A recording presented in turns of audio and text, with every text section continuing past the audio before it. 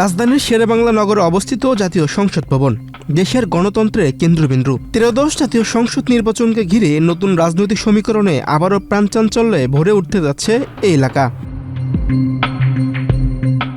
ত্রয়োদশ জাতীয় সংসদ নির্বাচনে ২৯৭ আসনের মধ্যে বিএনপি ও তার মিত্ররা পেয়েছে ২১২ আসন। বাংলাদেশ জামায়াত ইসলামীর নেতৃত্বাধীন ১১ দলীয় নির্বাচনী ঐক্য পেয়েছে ৭৭ আসন, ইসলামী আন্দোলন পেয়েছে একটি, স্বতন্ত্র পেয়েছে ৭টি আসন।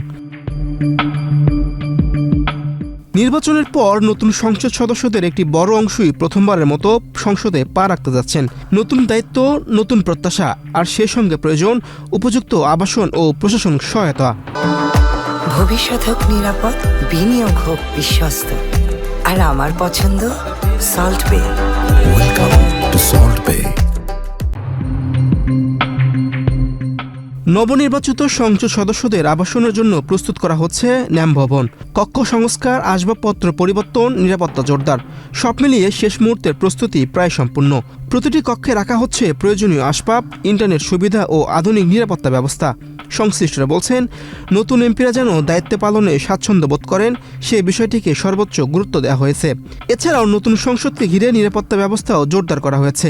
আইন শৃঙ্খলা বাহিনীর অতিরিক্ত সদস্য মোতায়েন, প্রবেশপথে তল্লাশি এবং পরিচয়পত্র যাচাই সবকিছুতে রয়েছে কড়াকড়ি।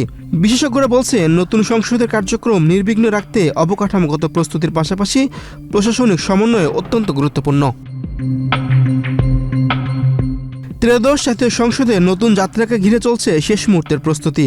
আবাসন থেকে প্রশাসনিক সহায়তা, সবকিছু নিশ্চিত করার মধ্য দিয়ে নতুন সংসদ সদস্যদের জন্য তৈরি করা হচ্ছে একটি কর্মপরিবেশ। নতুন সংসদ মানে নতুন প্রত্যাশা।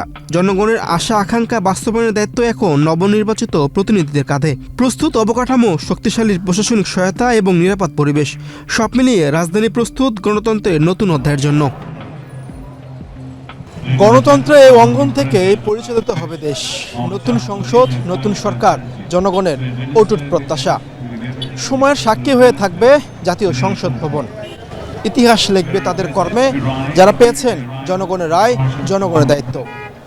মিরু সরকার, বাংলাদেশ প্রতিদিন, ঢাকা।